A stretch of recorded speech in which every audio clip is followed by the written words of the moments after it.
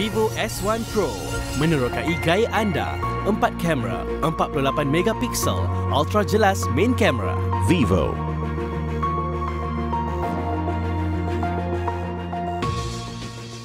Sidang Dewan Rakyat. Antara yang dibangkitkan pada sidang hari ini isu bil pembentungan dan bil air yang didakwa melambung sehingga memberi kesan kepada rakyat. Turut ditanya isu pembelian produk Muslim. Untuk butiran lanjut kita bersama Salina Zakaria di Parlimen. Silakan Salina. Baiklah, terima kasih Wawa di Seri Pentas. Hari ini sudah pastinya berkumandang beberapa isu yang ditanyakan pada sesi soal jawab di Parlimen. Dan ini merupakan isu pertama iaitu Kementerian Air Tanah dan juga Sumber Asli akan melaksanakan bil bersepadu bagi tarif pembentungan dan juga air mulai tahun depan di beberapa negeri yang telah pun bersetuju untuk melaksanakannya. Dan menterinya Datuk Xavier Jayakumar berkata bahawa langkah itu bagi menyokong program kementerian bagi tempoh 5 tahun akan datang dalam usaha untuk memberhentikan pemberian subsidi kepada Indah Water Consortium Sdn Bhd ataupun IWK. Kerajaan Persekutuan subsidi kepada IWK dekat 150 juta ringgit setahun. Tanpa subsidi itu kita akan adakan masalah perkhidmatan di dalam syarikat IWK. Tetapi kita telah ambil tindakan-tindakan sewajarnya di dalam tempoh 5 tahun yang akan datang. Kita akan adakan beberapa program di mana subsidi ini akan menurunkan. Kita akan berhentikan pemberian subsidi dari kementerian kepada IWK sebab projek dan program yang kita telah atur di dalam 5 tahun ini akan lihat bahawa IWK akan jadi financially independent dan tak payah tanggung kepada subsidi dari kerajaan persekutuan. Pengguna ujarnya tidak perlu gusar kerana harga tarif pembentungan masih sama. Namun langkah itu dapat membantu meningkatkan kutipan bagi pihak IWK yang mempunyai tunggakan yang tinggi. Ketika ini kerajaan memberikan sekurang-kurangnya 150 juta ringgit subsidi kepada IWK bagi urusan pembentungan untuk kediaman berstatus serata dan teres.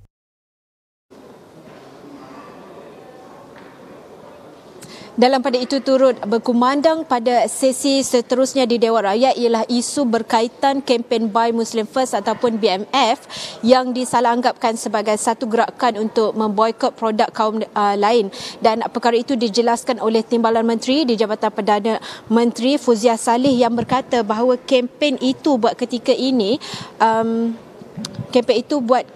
ini bukanlah adalah satu hasrat yang baik, namun ia haruslah digabungkan dengan produk yang menepati konsep halalan thayyiban. Fuzia berkata kerajaan juga sentiasa menjaga kepentingan pelbagai pihak. Ia termasuk produk bukan Islam yang patuh pada konsep halal thayyiban. Saya ingin mengumumkan bahawa keputusan pos kabinet agensi-agensi agama baru-baru ini telah bersetuju supaya agensi-agensi agama membantu mempromosi produk-produk halal yang diusahakan oleh usahawan Muslim.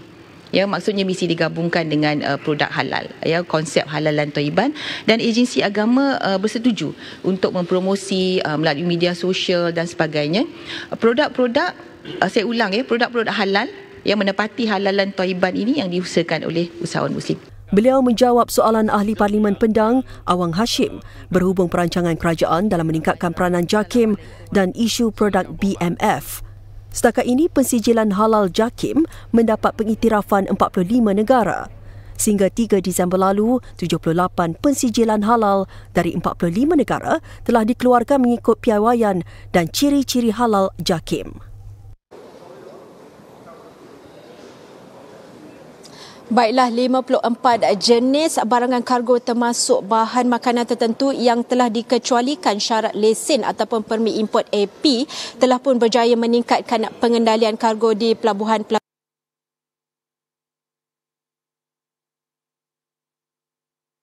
Masa itu jumlah kontena yang telah pun diuruskan di pelabuhan di seluruh negara ketika ini telah pun meningkat kepada 1.4% bagi suku tahun ketiga tahun ini berbanding daripada tahun lalu.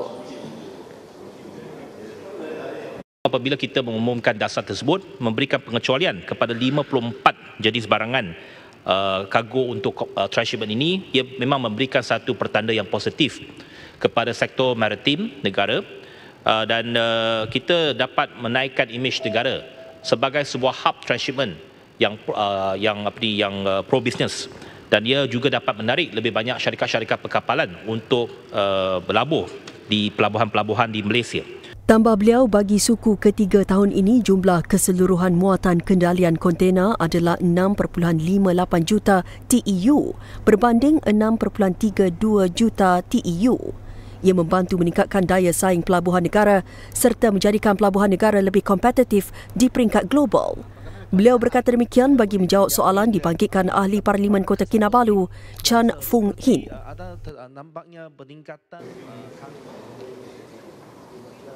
Baiklah, terima kasih. Nampaknya itu sahaja laporan daripada sidang Dewan Rakyat di Parlimen, dan seperti kebiasaannya sidang akan bersambung jam 2.30 petang, dan hari ini saya bertugas bersama dengan rakan tugas Priyawati Vasu. Dengan itu kita kembali ke studio. Terima kasih Salina dengan laporan itu tadi.